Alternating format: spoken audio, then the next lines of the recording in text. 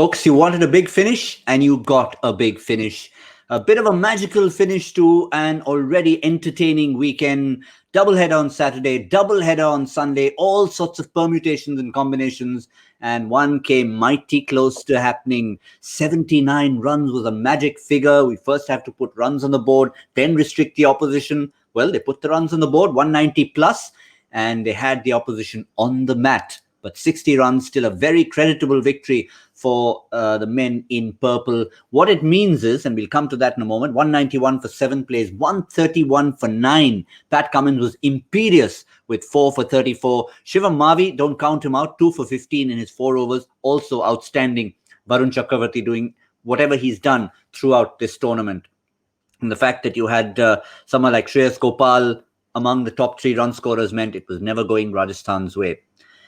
But yes, scenarios.com is what we often talk about here, and that's what it's been all weekend. All is not lost. 111 or less would have meant Kolkata automatically would have got to that net run rate that they desired. What it now means is that when Delhi face off against Bangalore, if one of the two beats the other by a significant enough margin to take the loser's net run rate below that of Kolkata, then of course they qualify. And so that is a bit of a complication, but for now, let's just discuss the cricket with Joy Bhattacharjya. Shaun Pollock. Shaun, it wasn't the 1-1-1, but they did a pretty decent job of keeping them to 60 runs away from the target.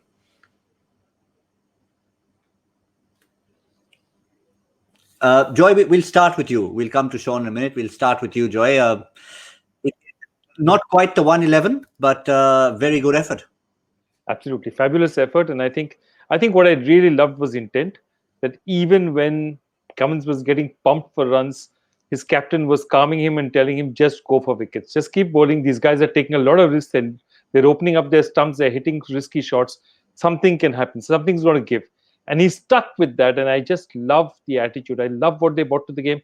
I love the fact that, an ex-captain who's had this whole situation where he gave up captaincy halfway through, took a catch, possibly the catch of the tournament so far, to dismiss the most dangerous player of the Rajasthan team. So lots of really little stories out there, which are great stories. And it was a fantastic match to see.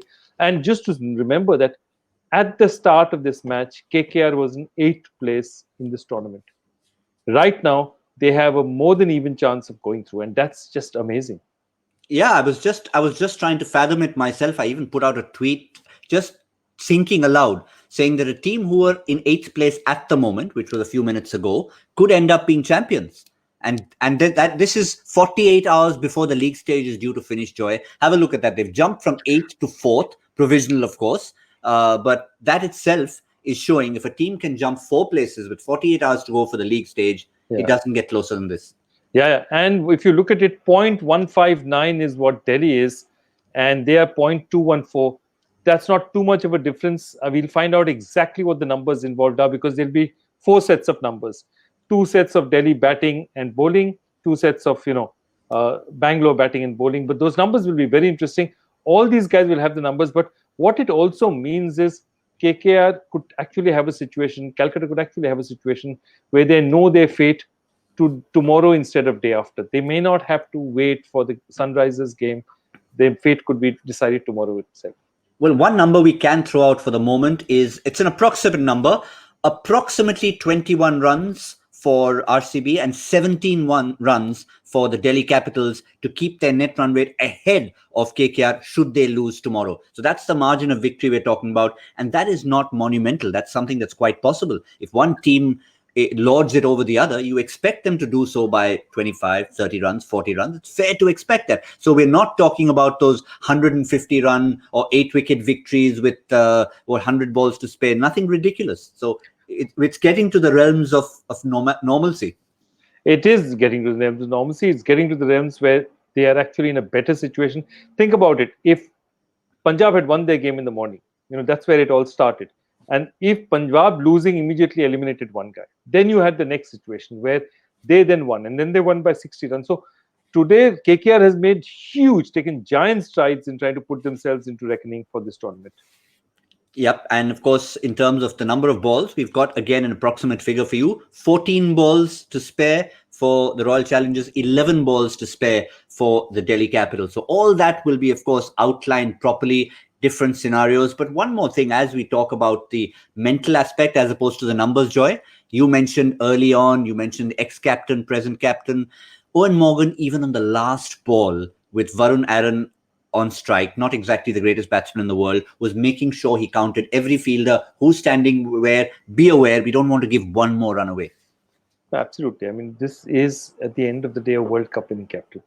There's a reason why he's reached where he is. And I'll tell you what, when you come from a cricketing country like Ireland, you're always playing against tougher teams than you. The moment you play international cricket, you're mostly playing against teams like England and Scotland who are better than you. And therefore, you almost say, if you're the good guy on the side, you carry the side. And that's why guys like Morgan, even I say Shakib Al Hasan or a Ryan Tendushkar, they are very, very tough players because they don't depend on anyone else in the team. Often those kind of teams had 3-4 good players, not 11 good players. And that's what makes him such a special player. He does not expect other guys to contribute. He says, okay, nobody else is getting runs. I might as well do it myself. And that's what he did today. That's exactly what he did today. Yeah, they talk about the luck of the Irish. Well, it's not quite the Irish luck, or the accent that Owen Morgan brings to the table. I think the KKR dressing room have got used to that by now. It's a delightful accent. You can compete with the Scots or the Irishmen. But for the moment, yeah, it's the upbringing, it's where he comes from, it's that extra 20% he puts in there, and you can see he was marshalling his troops, the bowling resources that he had at his disposal. Remember, for a change, he did not have the big Jamaican to turn to. Andre Russell has been coming in 18 and 20, bowling a heavy ball. Today he knew he couldn't turn to Russell, but the bowlers he did turn to were absolutely outstanding. Cummins gave a few in the first 4 deliveries, came back to pick up 4. Shivam Mavi, I thought, was the pick of them, really, because Varun Chakravarti has, delivered time after time. But under the circumstances, 4 overs, 14 dots, 2 for 15. Joy, Shivam Mavi? Oh, absolutely superb. And that ball that he took to get Sanju Samson out, that was a peach of a delivery. That could be a test match delivery, just shaping that very little bit, just giving the outside edge, shaping enough to get the edge, not so much to beat the bat. And that's the perfect delivery where you don't get so much swing that you actually beat the bat and it's of no use at all. So I love the way he bowled, and it's very difficult to bowl those lengths because normally batsmen are intimidated of the bowlers are intimidated of those lengths because those lengths are also what they call the slot, which is a dangerous area. So you could easily get hit over your head, and somebody like Sanju Samson has hit the maximum 6s in this tournament. So you're being very brave when you're bowling that length to somebody like Sanju Samson, but he did it and it worked for him. And all credit to Kolkata that they backed those guys, the Mavis, the Nagarkotis, and today those guys delivered for them. Yeah, and back to the extent of bringing him back today. Remember those 2 changes in case you had missed it at the beginning. Russell coming back in. I know it was foreign player for foreign player, but essentially it was Russell for Rinku Singh and Shivam Mavi for Lockie Ferguson, bowler for bowler. So, and it really, really worked well in their favor. But from Steve Smith's point of view, at the end of the game, he's realized that when you have a losing streak like the kind that they did, certainly hasn't helped them. And he'll be the first one to admit that no matter how well you start in the tournament, it's a 14-game tournament. And they've got to have enough patches of consistency. They never were, however brilliant they were in parts. Exactly. They sort of spluttered and thing. There were days when they looked absolutely fabulous and they just blew the opposition away. And then other days that they just looked so terrible. And I think Tewatia actually got them through quite a couple of matches. Tewatia saved by himself, couple of matches Stokes won by himself. So if you look at it, I mean, 4 of those 7 matches are just 2-guy efforts. In effect, almost 2 guys won it for them. And Archer is the only guy who's possibly delivered, other than that first match. Archer is the only guy who's delivered match after match after match after match for them. There's nobody else who's had any consistency. Archer's first match, he had pulled that loosener, wasn't that great. After that, he was superb. And he's their bowler. He certainly is. And, we were chatting, Joy, at some point in time when the league stage is over, if we were to pick a team of the league stage, we will find a lot of players from teams who haven't got through. I mean, certainly from Rajasthan, Archer walks into that side. Nobody will argue with that. Tewatia walks into that side with his leg spin and his batting. You could argue that Ben Stokes, in the form he's been towards the end, he might also push for that place. And from the teams who have qualified, you don't necessarily have to find that many players. Absolutely. I think some of those. I mean, look at Rahul. Rahul also definitely walks in. I mean, he's a purple cap by a very far margin. It's not a small margin. He's sorry, the orange cap by a very very serious margin. He's going to probably win it by a 70, 80 odd runs, even if somebody scores substantially in the semis or in the qualifying rounds. Just a quick look at Pat Cummins. I mean, the what really made a difference at the start of the Rajasthan innings.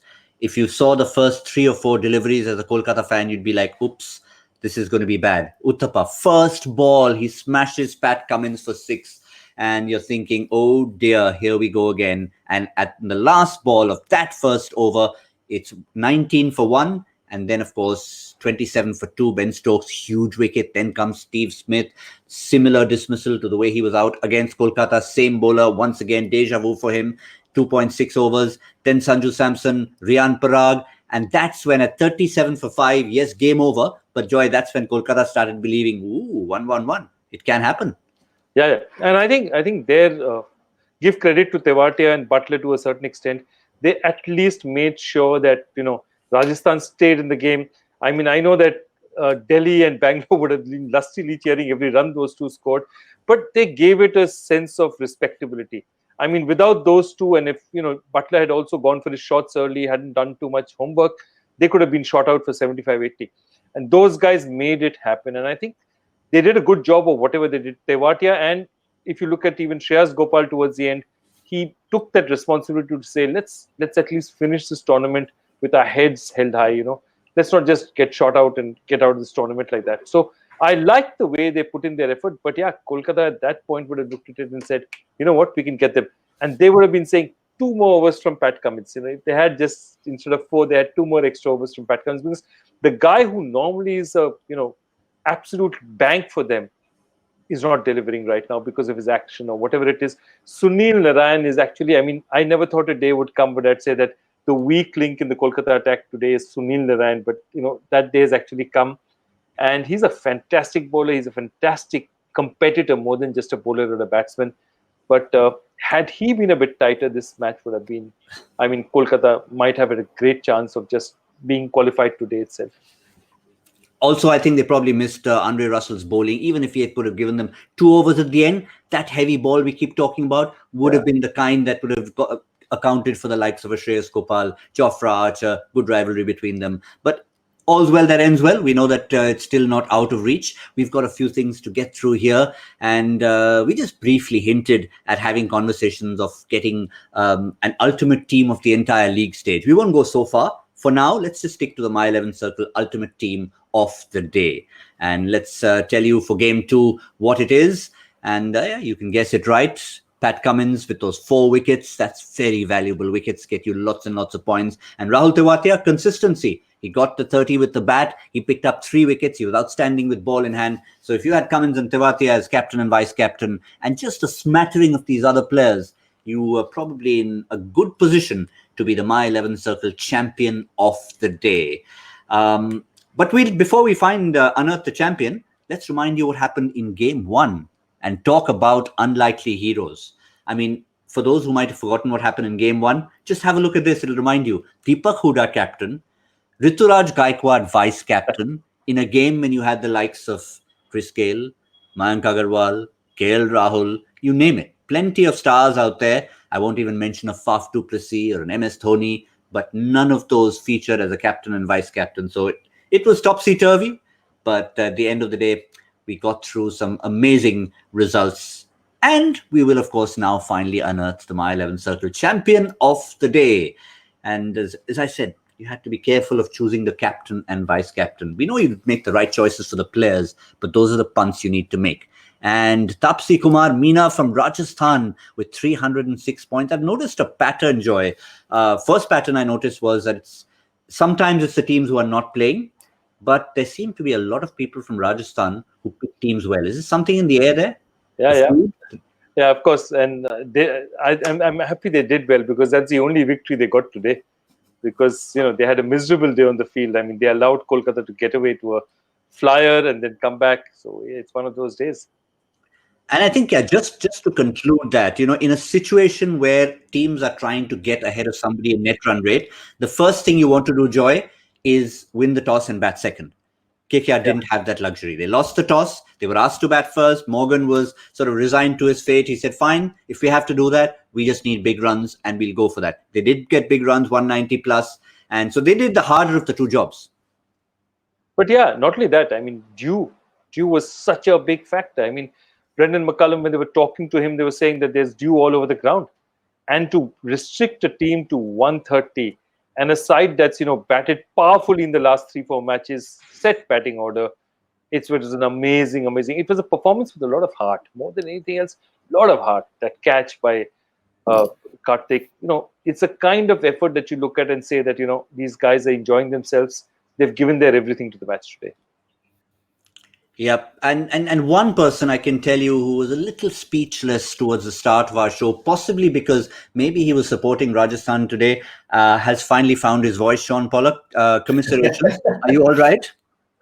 Oh, I don't know what's happened with these connections, but I'm finally back on track. And yeah, I know you guys are very happy. I mean, in fact, because it was Joy's KKR winning, I thought I would just leave the show to him for most of the early part, just to be happy about what he's achieved, that his team are in contention, and then to see what unfolds.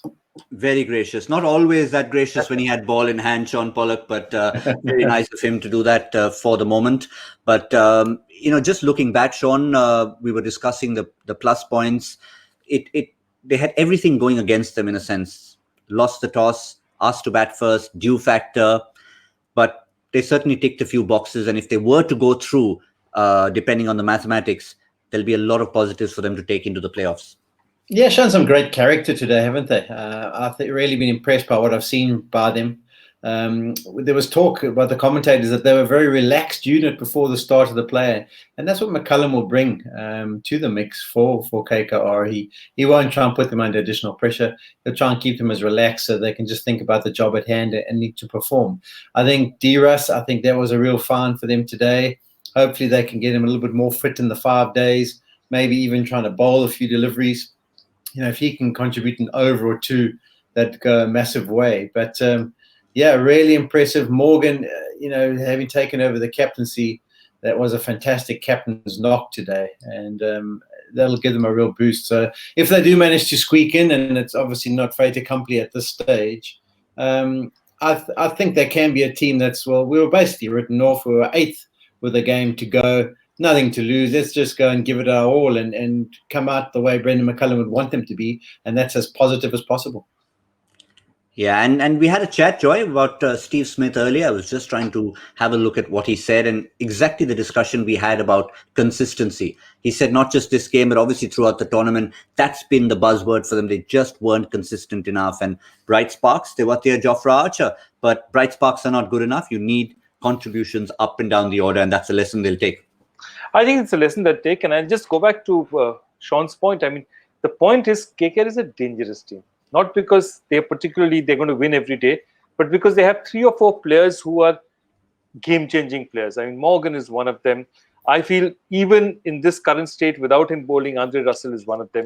So they are dangerous opponents. Nobody wants to play them because they're the kind of team who could get blown away for 50 runs and look absolutely terrible on the field. And on their given day, they could beat anyone. So they're not the kind of side who you sort of want to come up against that easily. Have you forgiven Pat Cummins now that he's got all these wickets up front and maybe got you guys into the knockouts? Got you guys. I'm a neutral commentator. Where are you? What are you talking about, son? No, when everyone was on his case about not picking wickets up early, well, he did the job at the most important game for you guys so far. So maybe even does even better if you guys do sneak through. But it was nice to see him. I mean, he's a class bowler. You're actually right, Shaun, because we were having this little chat earlier. We joked about it early on, that first game, 3 overs for 49, 15 point odd crores. And we said, okay, that's what he's got as money. But why has he gone for that many per over? And he rectified that the next game. But I think these 4 wickets could be the most valuable 4 wickets he's taken for his entire KKR career. Yeah, for sure. And he got some runs, some good lusty blows throughout the tournament. I think I've actually been impressed with his batting. I know he's got the ability, but he's had quite a few innings where he's managed to strike it sweet. And I'd be interested to know how many runs he's actually contributed so far in this tournament. He can't be far off 150 or 200. Yeah, absolutely. In fact, I want to take you back. That first match when they were getting blown away, absolutely. You remember he came in at the end and really hammered the bowling. He got hammered himself as a bowler, but then he hit 4, 5 sixes and made that score that little bit respectable. Every six that he hit that day is coming now to count for KKR. That's going to be very important for them, because once those blows, and it's forgotten, it's a match, what's going to happen? They had 43 odd to do in the last over and they weren't close. But those extra runs are what have brought down that net run rate. And Yeah, all and these going to come much later for us. well, 146, since you wanted the numbers, it's 146 for Pat Cummins, invaluable runs. And very rarely do you see someone of the quality of Jasprit Bumrah being dispatched. And if Bumrah looks back at the entire season and sees, who are the people who have hit me? The first name that'll come to his mind is Pat Cummins, Shaun. Yeah, we don't forget us bowlers. When we've been put to the sword, we always have a good memory about that. And we look for an opportunity to get our own back. But it is nice when you can bat as well. I do feel for Bumrah. Bumrah doesn't get that many opportunities to inflict some damage with the bat in hand compared to what Pat Cummins does. Since we're having such a fun discussion before we go forward, let me put you on the spot, Shaun. If you, in your career, if you had to pick the one person who you'd say, okay, if I could have it all over again, I wouldn't bowl to him, who would it be? Oh, I don't know about that. I think you always enjoy it. I mean, I know there are guys who put you under pressure. I mean, even at the back end of my career, someone like a Chris Gale, he was really coming into his own and being as destructive as he was. But it was always the guys who scored quickly.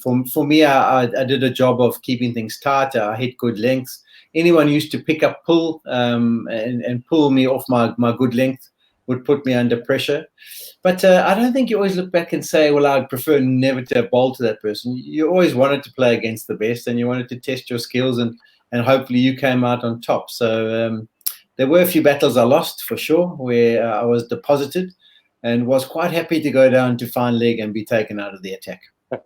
Yeah, fair enough. Maybe I phrased it wrong, Joy. Maybe I was just trying to draw a parallel between what happened to Bumrah and Pat Cummins, and just a memory of someone who, that one I remember. But I suppose, as you told us earlier, I'll tell you one I can remember. Do you guys remember Mary Pringle? Yeah, 4 for 11 once. So we played a provincial game, and he came into bat. We had the game won. I think they still needed like 70 or something with 2 overs to go.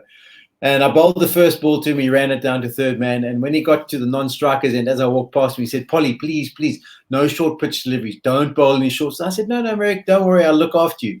The next ball, I bowled him a genuine half volley. Hit it clean over my head into about the 5th tier. And I walked back and said, and now, sorry, Polly. I didn't mean to do that. It was just instinct. Sorry. Yeah. I've seen him bat a few times, and that would hurt. Yeah, he just used to swing at everything, but he absolutely middled that one. Yeah, just saying that reminded me of an exhibition match I was watching recently between your rugby boys and your cricket section, and it was a fun game to watch. But some of those big guys from the rugby team, they can really swing it hard. They had no technique whatsoever, but if they connect, the match was at the Wanderers. It was going into the grass bank every ball. Yeah, well, I remember watching that game. And the funniest part for me in that game was one of the rugby players came and tried to bowl with his rugby spikes on. And as his front foot landed, he skidded about 15 meters because it had no fine spikes to rip into the surface. Anyway, that's why maybe some people should stick to certain sports. Yeah, that's what the cricketers will always say, but it's great. We can have a wonderful discussion here and veer off into talking about rugby. But the net run rate issues that we talk about has not always been something KKR would want to talk about. And we thought we'd pull out a few numbers and tell you exactly why. This time around, it could come to help them. But have a look at this. It has been a curse at times. 2010, 14 points. They were number 3, got to number 6 on 14 points, and then slipped to 6. 4 teams finished on 14 points over there. 2016, you can have a look at that. So each time, it's been a situation where there's been a lot of teams tied. But Joy, each time they think back to that, they'll want to change it around for this season. I think they've already changed it for this season, because all those seasons, I remember, they were ahead of the game. They were doing the running and they fell back. And you can see that, 3, 2, and 4. Yeah. Today, they were buried. They were 8th when they started off. So I think when they're looking at it, I think they're looking at the positives as where they were when the day started. Punjab could have qualified ahead of them. Rajasthan could have qualified ahead of them. Today, they've reached a stage where both Delhi and Bangalore will look at their run rate very seriously. And even if both of them have a close reign, Hyderabad has to actually beat the champions for it to happen. So I think Kolkata has done a lot. It's taken huge strides in making sure that they can make it to the top four.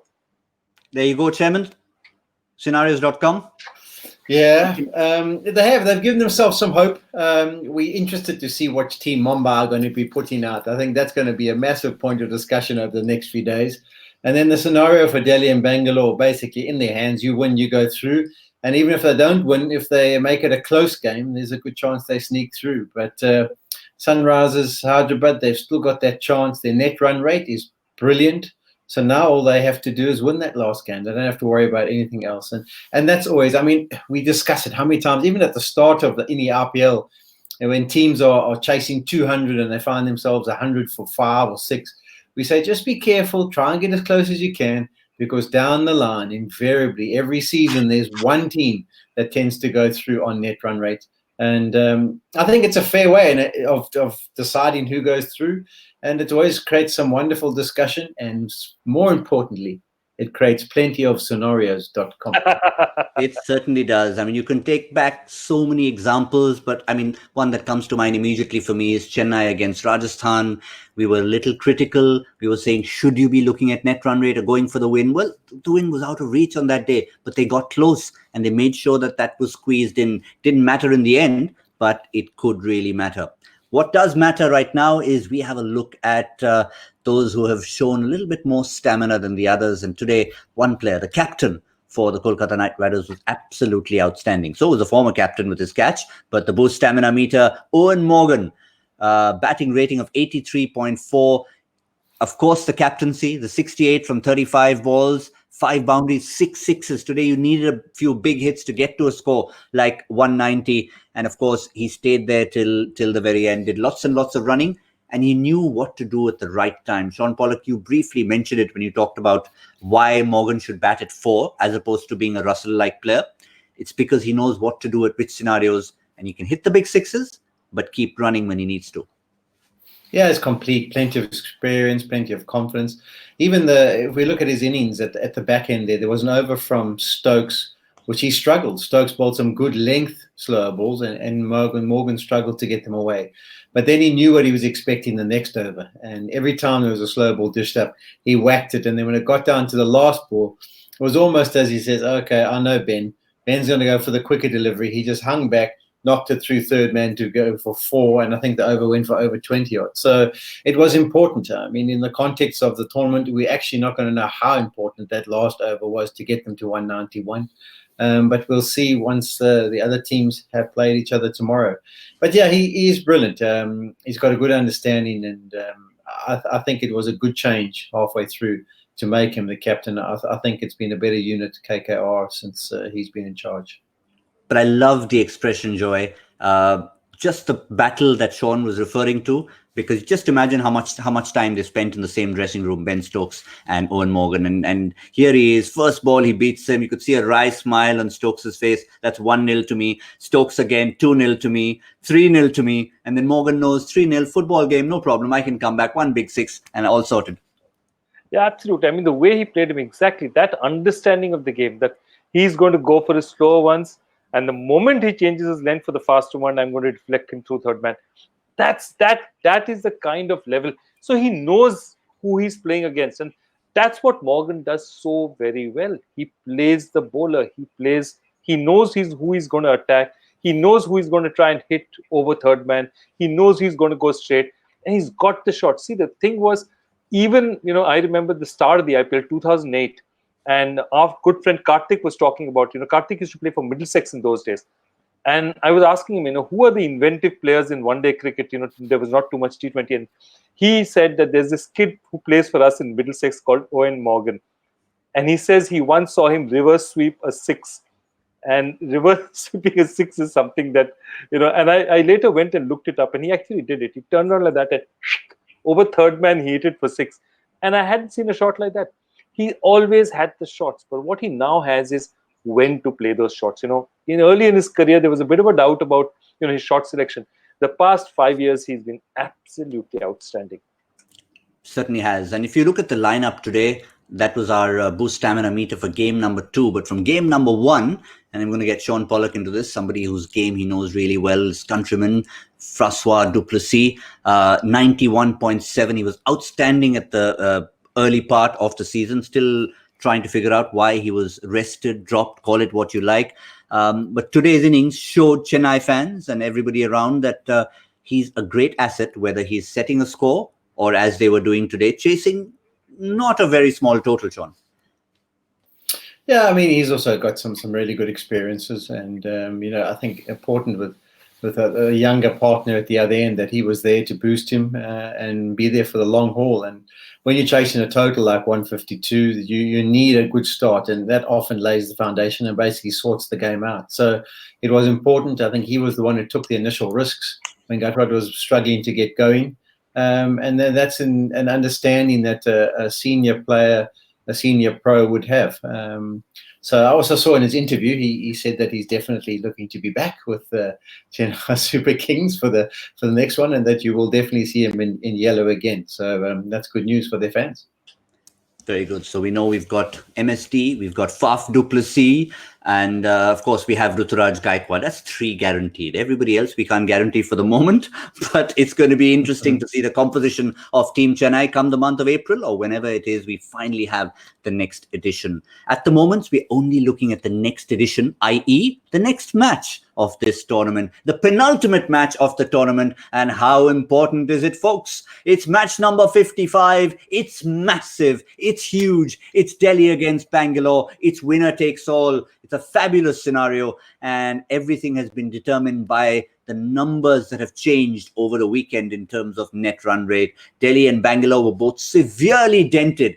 So it's not just their net run rate, their egos will have been dented, and their confidence will have been dented. In the context of that, Shaun Pollock, how big a game is this?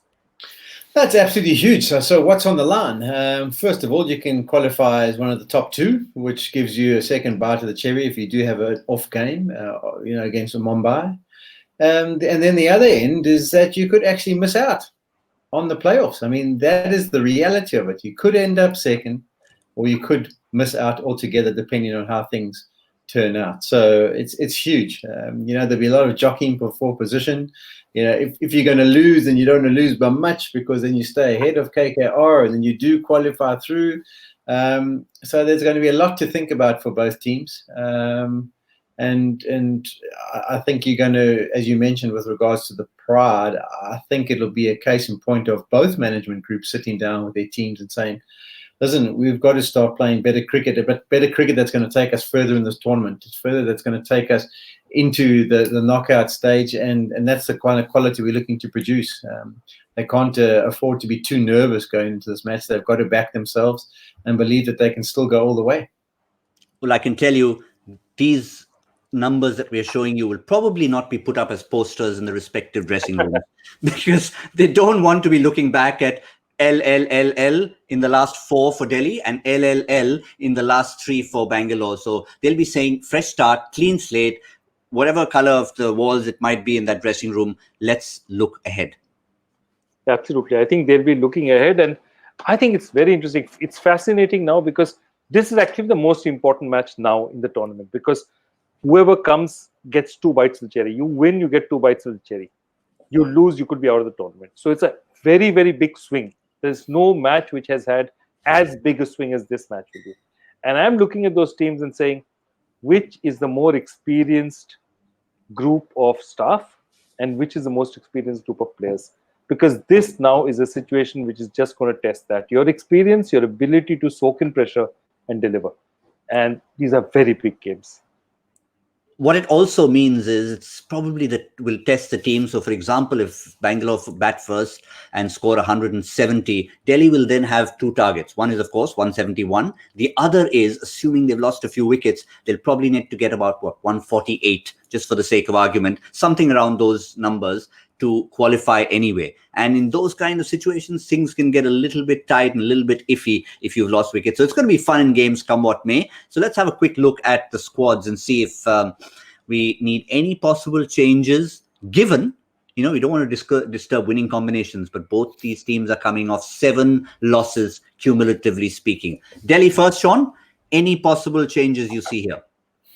Yeah, we'll discuss the change. I just want to say that I was once involved in a World Cup game against India. I was going to bring that up. I didn't want to. We had to get a certain score to qualify and then a certain score to win. It's not a nice scenario to be in. You must rather just have one thing to focus on. But, I didn't want to bring it up. You did. That's fine. Yeah, the Delhi team, I just think at the top of the order now, you've had Ajinkya Rahane come in for a few games, and I'm pretty sure go back up front. Who you're going to settle on. And I think I would stick with Shaw and say, listen, you're the man for the rest of the tournament. It doesn't actually matter what happens. Back yourself, go out there and play with some confidence. But there's a lot of that top 5 that really hasn't produced in the last 3 or 4 games. But it really is not the time to panic. You got to keep running with them and stick with the same bowling attack, I would think, as well. I think Dubey would be lucky to hold his place. Axar Patel, the experience, I think, at these times of the tournament, I think they need to get him back into the mix. I think that would be the only change I'd be looking to make on that side. Absolutely. I completely agree. The only player who'd walk in for me is Axar Patel. And Axar Patel has a proven record of actually also delivering very, very good temperament in a player, delivering when the chips are down, when he's really needed. So Axar for Dubey, no matter what the pitch is, how much it favors leg spinners. See, you can't drop Ashwin because he's also a competitor. I would bring my best, most experienced players in because remember one more thing. This is a young Delhi side. Even their international cricketers, though they are very good cricketers, I mean, you take a Rabada or a Stoynes, they're young guys. They're not the Steve Smith, Owen Morgan level of experience or a Kane Williamson level of experience. These are young guys. So Axar Patel is an experienced guy. They need as much experience there because crunch matches are a lot about experience as well. Yeah, interesting. You don't always look at it from that point of view. You always sort of mentally think overseas player means experienced player. But yeah, Delhi have some of the young guns in their side, and Axar, not a bad guy to get when the chips are down, especially given the fact that being a vegetarian, chips are what he eats most of the time. So we'll get him back in there. Okay, that was my bad one for the weekend. I'm allowed one for the weekend. I hadn't had any bad ones. Fair enough. Coming from a hardcore non-vegetarian, it just has to be a little funnier than the rest. But what about Bangalore?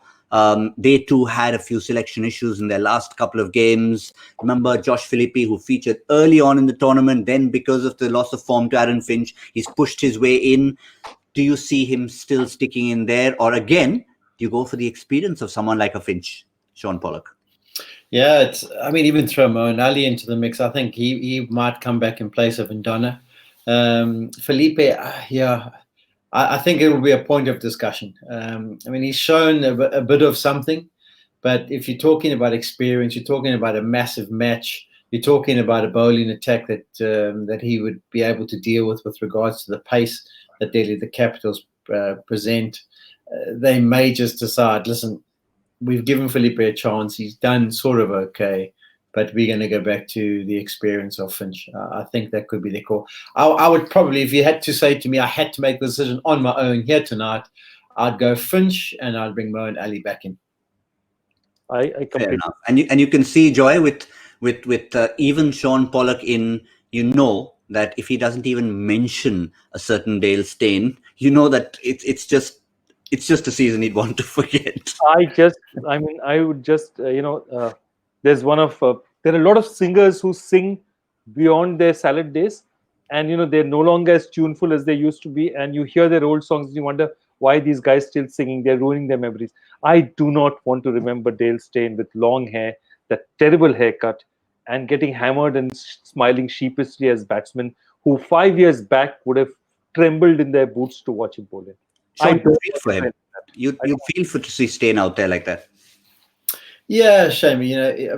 It's never nice to see a person at the back end of their career, and particularly, and this is probably the most brutal format. For anyone of his stature, there's no one who's giving you an opportunity to find your rhythm or get away with a few dot deliveries. They're out there to put you under pressure. So I think he was also coming off those 6 months, not really much cricket under the belt. He's found the going a bit tough. So I'd be very surprised if he was considered for this vital game. Yep. If you're watching, Dale, we still loved you in the movie that you were in. That was absolutely brilliant. So I think there's definitely a career in that. If you're And trying. I have the number of a great hairdresser. You just need to look him up. Fabulous hairdresser. He's going to do a better job than what we've done so far. I'd recommend him to Gautam as well, but actually I've stuck with the clothes designer for Gautam. Gautam, Yeah, that's fine. I've not. I've done. You just have to get a designer hairstylist for Stain and for Adam Zampa. That's another reason he's not making it into the 11 in his franchise. But that's the changes we have suggested for both Delhi and Bangalore. All we can tell you is it's going to be a cracker of a fixture. All the other franchises are going to be watching it because we still don't know. We only have one queue up there for Mumbai. Isn't that incredible going into the penultimate day of the tournament? Joy, you've got to reveal the answer, which several hours ago, almost yesterday, we can say yesterday in 2 minutes time, that you posed at us. So take this away. Okay, it's a fun one. On the Indian cricket ground, where the first ever ODI century was by a Cricbuzz panelist, and the biggest partnership was between a former Indian coach and a former Hyderabad IPL player, who has taken the most ODI wickets? Well, the ground is it's Ajay Jadeja is the panelist, Cricbuzz panelist, and of course the two people who scored were Gary Kirsten and Gibbs. Had the biggest partnership in Kochi. And Sachin Tendulkar has played 2 matches at Kochi and taken 10 wickets. 2 5-wicket hauls in Kochi. The only person who's taken them is Sachin Tendulkar. So it's just a fun stat. I thought, there's one ground in the country where Sachin Tendulkar is by far and away the best bowler ever to bowl in a ODI. So that was the question for the day. Lots of answers, I hope. I can tell you, Joy, I actually considered Sachin when you sort of gave it in that twisted way. But when you said total number of wickets, for some reason, I remembered the one and I didn't remember the second performance. So I could have dismissed that and started going on a different track. But yeah, if you focused on that, and I'm told, Shaun Pollock, you played in one of those 2 games in the year 2000. I can't remember Sachin getting 5 wickets in the game, but I can remember it was extremely hot. Extremely. Probably one of the hottest venues I've ever played a one-day international at. Yeah, and I think actually remember. Hey? Go ahead. I was going to say it's hot and humid. That's why you'd remember it even more. But yeah, go ahead. It's hot and humid, and we got to the ground at 7 o'clock. We walked out, and the ground was absolutely full. And I can remember we used to try and push me to try and see how many overs I could bowl up front. And after I'd bowled 5, Hansi said to me, "Any chance you can do a 6th?" So I said, "Well, let me go down to fine leg, have a refreshment, and I'll let you know." And after 5 deliveries, he looked down, sort of waved and said, yes, no. And I gave him the thumbs up. I felt like I'd recovered enough just to be able to bowl the 6th over. The last delivery of the over was clipped down to fine leg, but squarish. I had to sprint around the boundary, dive, stop it, bring it back in, and then I had to go and bowl. And it was a big mistake because I was absolutely messed. It was so hot and humid that I was feeling no energy whatsoever. And that little chase just before I had to bowl my last over didn't help in any way. Yep, but let's give you the answer, of course. It's been verbally given by Joy. So let's confirm that to you, that what the answer is. And of course, the winner, the most important part is the winner. It is Kochi, it is Sachin Tendulkar, and Mohammad Fahad, 42, picks up the answer. I wonder if he's someone who was around at that time, watched the game, because it was an era where we remember the Sachin fifer, but more than that, we remember the packed Kochi stadium, hot and humid. And that was a lovely story to finish with, Joy, from Shaun, because I can just imagine. I was going to say, imagine a fast bowler bowling at that ground or playing at that ground. And we had one right here sitting with us. We had 3 guys, Gary Kirsten and Herschel Gibbs, put on a partnership. They were both on a drip. And Mananta Hayward, I think it was, after he bowled 4 or 5 overs in the match, he went off and also in the change room on a drip. So it was a hell of a day. Yeah, and Rahul Dravid too picked up a couple of wickets on that particular day. So all sorts of strange things happen. I'm sure he was on a drip, just in shock from having picked up those 2 wickets. The only other time I remember someone doing that is in that 4th Test match in Antigua, and in that dead Test match where Ajay Ratra got 100, and when India bowled, West Indies were putting on about 750, and all 11 Indian players bowled in that game.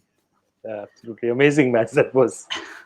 Yeah, it certainly was. But all sorts of conversations cricket takes us to on a day, on a weekend, when so much has happened, so much has changed. I remember the pre-show when we started on Saturday, we were saying Lots of things are going to happen by the time Sunday night comes around. Well, I can tell you folks, if you're in India, it's Monday morning and lots has happened. Kolkata have done their bit. They now have to wait and watch. It's Delhi versus Bangalore, and we'll bring you every bit of the discussion. Just time to say thank you to Shaun Pollock, thank you to Joy Bhattacharjya, and we'll see all of you. My 11 Circle presents Cricbuzz Live.